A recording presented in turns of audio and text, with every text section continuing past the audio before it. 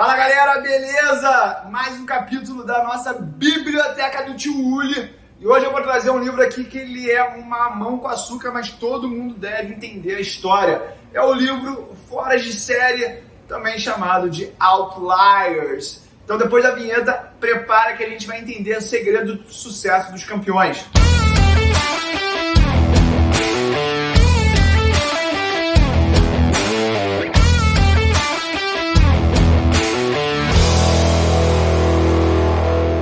Então, galera, o livro Fora de Série, ele traz no contexto dele, no enredo dele, por que os Beatles, Bill Gates, Cristiano Ronaldo e entre outros tiveram tanto sucesso nos seus ofícios, nas suas profissões.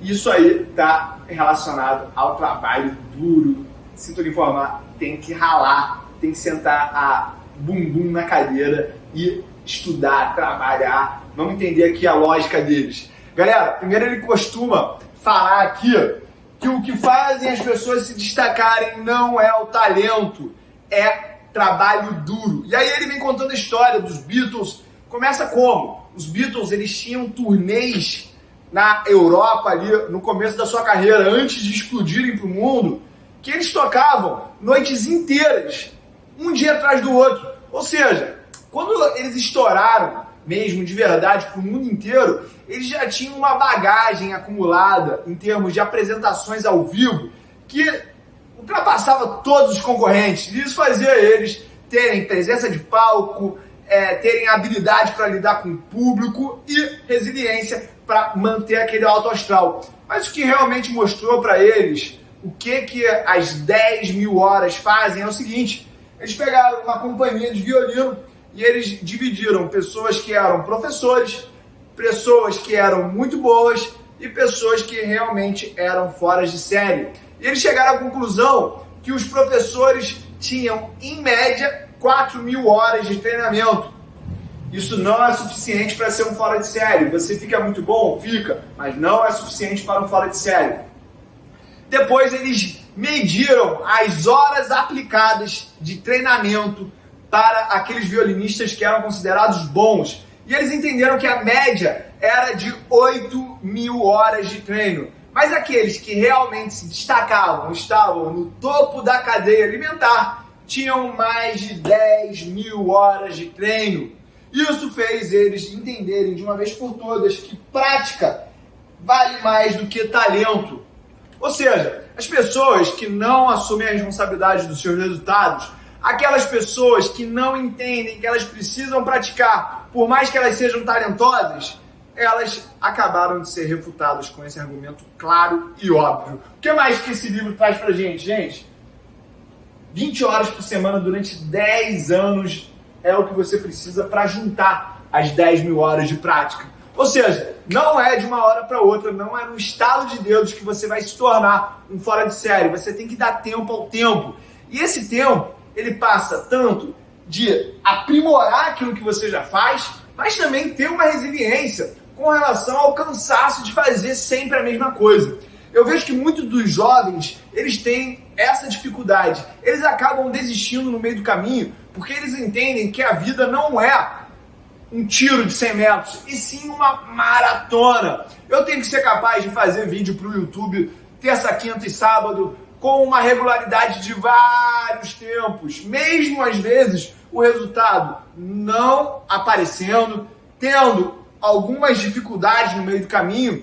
É essa resiliência em ultrapassar esses obstáculos que vão permitir que eu tenha uma experiência suficiente para lidar com qualquer tipo de problema e com isso virar um perito naquilo que eu faço.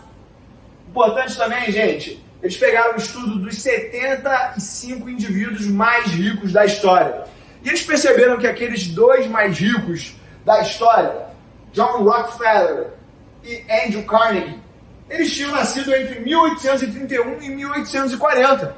O que isso quer dizer? Eles estavam na idade auge da força de trabalho quando começou a indústria de perfuração de petróleo e exploração do óleo que virou o ouro negro. Ou seja, foi uma combinação de 10 mil horas de trabalho mais ter nascido no lugar certo, nos Estados Unidos, na hora certa. Ou seja, ali na boquinha do momento que a indústria de petróleo começou a estourar.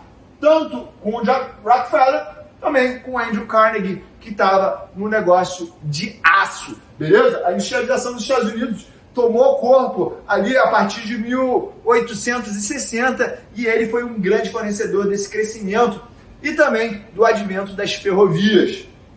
Um outro exemplo que ele traz aqui é o próprio Bill Gates. Bill Gates nasceu em 1955 e quando ele estava na escola, ali para 1968, a escola dele comprou um computador. E o Bill Gates, ele ficou vidrado, computador, só quer saber de computador. Tanto que no segundo grau, a escola contratou ele e o amigo Paul Allen para fazer a grade horária de mais de não sei quantas turmas. Era um desafio bastante denso, bastante grande para dois adolescentes. Mas o Bill Gates, ele já estava com as 10 mil horas de treinamento em programação na adolescência. E aí, a gente vê uma outra coincidência na história do Bill Gates e da indústria de computadores e softwares.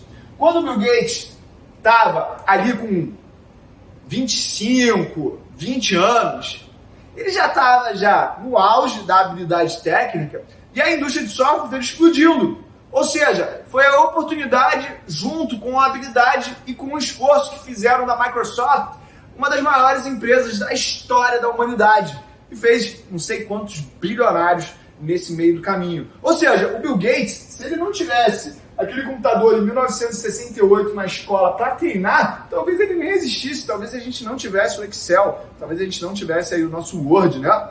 O que é mais importante que a gente tem que entender desse livro, gente? Grandes mestres, eles não são maiores do que os fora de série. Por quê?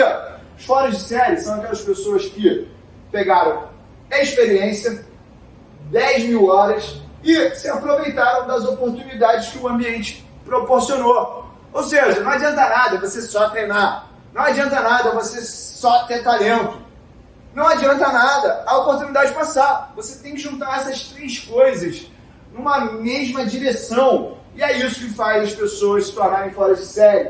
Uma outra coisa importante que ele fala no livro, gente, é o seguinte: o que o Cristiano Ronaldo e o Neymar e o jogador Wayne Gretzky têm em comum?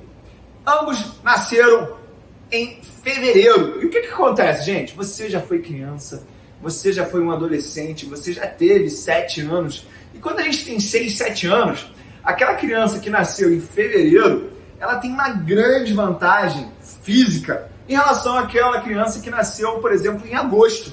6 meses faz muita diferença. E aí, aqueles meninos que nasceram em fevereiro, que nem o Cristiano Ronaldo, eles já são mais fortes, eles chutam mais forte, eles correm mais rápido. E aí eles têm um incentivo natural do ambiente, falando assim: não, esse Cristiano ele é bom, olha só como é que ele se destaca da turma. Só que a turma só tem gente nascida em julho, agosto, muito menor, muito mais fraco. E aí esse incentivo do ambiente faz com que ele treine mais, faz com que ele se dedique mais, faz com que ele se empolgue mais, faz com que ele fique mais animado para treinar mais e chegar às 10 mil horas.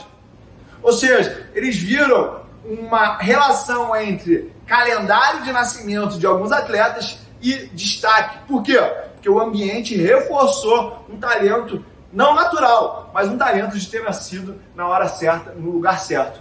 Galera, esse aqui foi o livro fora da série, Outliers, e eu tenho um recado importante para você. Se você quer se tornar um investidor, se você quer se destacar no mundo dos investimentos, você precisa se dedicar a estudar as empresas, estudar as estratégias, as filosofias, os próprios investidores que se destacaram nessa trajetória para você fazer parte de um deles. Se você juntar experiência, 10 mil horas e as oportunidades que o mercado te oferece, eu tenho certeza que você tem grandes chances de performar acima do mercado e se destacar como um grande investidor. Conta comigo, porque é só o começo e você pode ser um fora de série. Beijo grande!